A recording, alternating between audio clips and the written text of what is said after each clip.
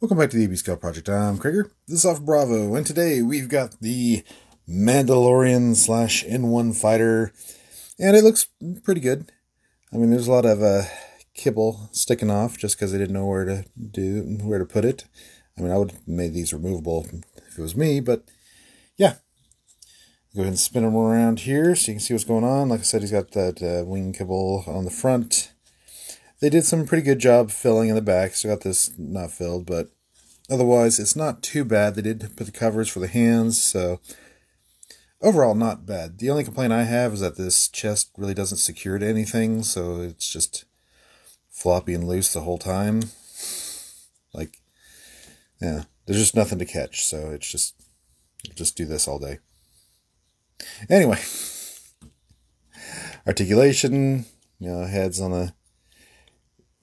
kind of a mushroom peg, but it does have a rotational joint there, so you can look down. But yeah, arms does everything arms should do. You got a wrist rotation that pops out the storage. Waist, you can do everything. Excellent knee bend there. I mean, you can do the Chausin. Anyway, small ankle tilt. Really, really small there, but it's there. I think that's adequate. I mean, it's not. You can still make whatever A pose you need, so yeah, it doesn't even matter. All right, everything that it comes with. All right, comes with the shield with the little horn thing symbol on it, which this can be as a shield. You put it on the side here, or it become a base plate that we're going to use a little bit. The center part of the stand, which can look like a little flame there, you can put that on any 5mm port, but we're going to go ahead and put it over here because we got another accessory that's going to sit on top of it, because it comes with the Grogu cage there. And it does open, so if you find a Grogu with a 5mm port, you can stick them in there. But little green guy not included, but we can set that up there so we can show him floating. Comes with a tiny gun. Yeah, I know it's supposed to be a sidearm, but it's just so tiny when you compare it to everything else. It's just like, why did you bother?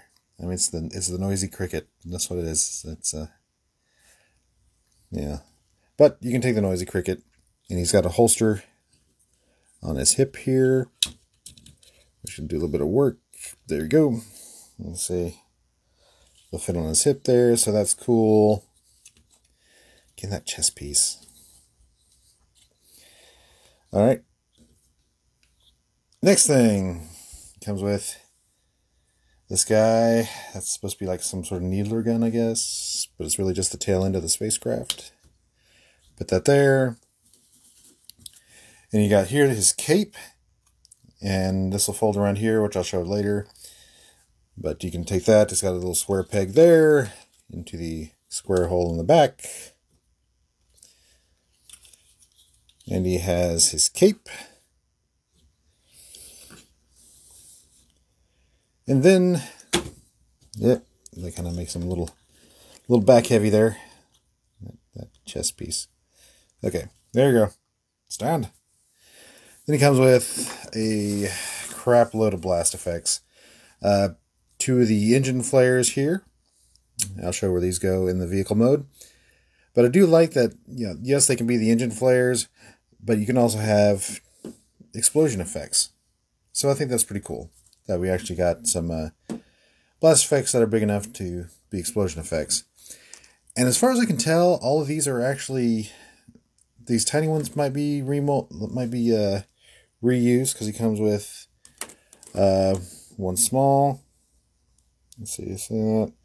One small, two mediums. You can see that. Two mediums and one large. These might be reuses of the Jetfires, but I think they're actually new.